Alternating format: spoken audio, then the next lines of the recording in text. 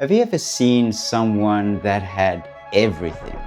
Respect, influence, success, and then one mistake destroyed their entire legacy. Maybe you have even seen pastors or leaders, business owners, or even fathers who started strong but finished badly. The scary part is this: it rarely happens overnight.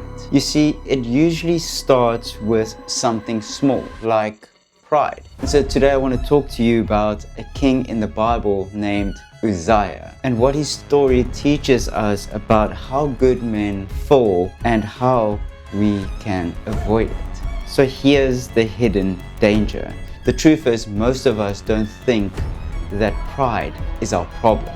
We think pride as arrogance, bragging, or someone who thinks they are just better than everyone else. Those are all symptoms of pride, but pride often is a little bit more subtle. It looks like self-reliance. It looks like slowly drifting away from God because, life is going well. And before you know it, the success that God gave us is the very thing that leads us away from Him. And that's exactly what happened to King Uzziah. Okay, so here's the story of King Uzziah's fall, and you're gonna want to hear this. You see, Uzziah started out as a great king. He was successful, he built cities, he strengthened his army, and he led Judah to prosperity. Everything in his life looked like success, because obviously he managed to do all of that, so he must be successful. But at the height of his success, pride took over his heart, and he decided to enter the temple and perform duties that only the priests were allowed to do. He ignored God's boundaries, and the consequences were devastating, to say the least. In fact, there are 4 consequences that he faced. The 4 consequences of his pride was this.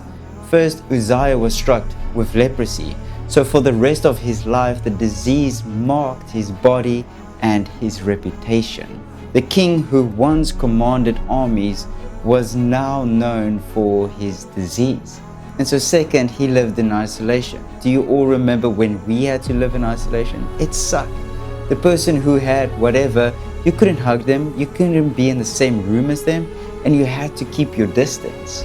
So because of Uzziah's leprosy, he had to live in quarantine. The man who once ruled a kingdom ended up living alone, cut off from everyone. Third, he was cut off from the temple, the very place where God was worshipped, the place that should have been the center of his life. He could never enter again. The very place that he tried to take control of became the place that he was permanently excluded from. And lastly, and I want you to remember this, that his legacy was damaged. Even after all his accomplishments, people remembered him simply as the king who had leprosy. One failure overshadowed a lifetime of success, and that's the scary reality. Many people aren't remembered for how they lived, but rather for how they finished. So here are 2 lessons I want you to remember. Lesson 1, success can be misleading. One of the biggest lessons from Uzziah's life is this: external success does not mean internal health. We often judge success by what we see, like money, influence, achievements, status, but God doesn't look at those things. You see, in scripture it says in 1 Samuel 16 verse 7, it says, "But the Lord said to Samuel, do not look at his appearance or at his physical stature, because I have refused them. For the Lord does not see as a man sees, for man looks at the outward appearance, but the Lord looks at his heart." Someone can look incredibly successful because they brag about themselves or they make themselves known, and they always have something better to say than anyone else, all while their heart is slowly drifting away from God. And second lesson is even more important. The spiritual drift is subtle. People don't suddenly become arrogant or spiritually blind overnight. It starts with spiritual indifference. It's a slow cooling of your love for God.